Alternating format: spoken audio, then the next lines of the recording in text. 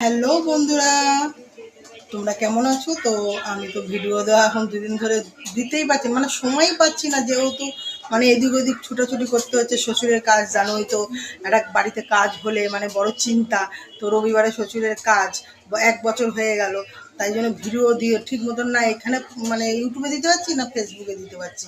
তো ভাবলাম চলো কি করছি এখন সকাল সকাল একটু দেখি নি, নাহলে পরে আবার দিতে পারবো না, এক্ষুনি আবার টুক করে বেরিয়ে যাবো কোথায়, কোনো ঠিক নেই।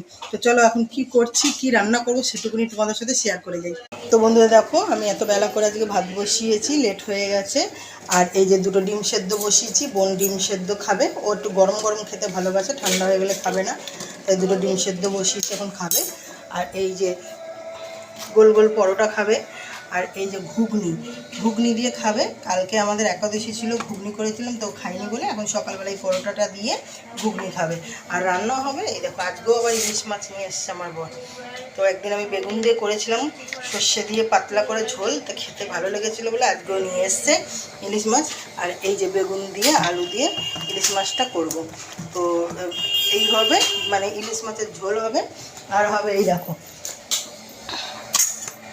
পালং শাক। কারা কারা পালং শাক কাদের কাদের খাওয়া হয়ে গেছে বলো তো? আমাদের আজকে পালং শাক নিয়ে এসছে, এনে কেটে কুটে দিয়ে এই যে সব সবজি সবজা কেটে কেটে দিয়ে গেছে।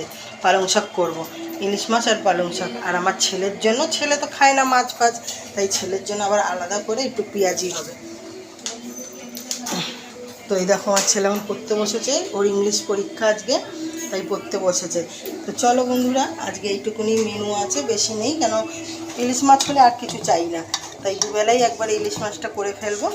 তো আর কিছু দেখালাম না। টাটা বন্ধুরা, আবার নেক্সট ভিডিও যদি পারি করবো। ও দেখো ডিমটা ফেটে কী অবস্থা হয়েছে, আসলে ফ্রিজে ছিল, ফ্রিজ থেকে বার করেই ডিমটা সেদ্ধ বসিয়েছে বলে এরকম অবস্থা হয়েছে। তো চলো বন্ধুরা, নেক্সট ভিডিও আবার আসছে তোমাদের জন্য। টাটা।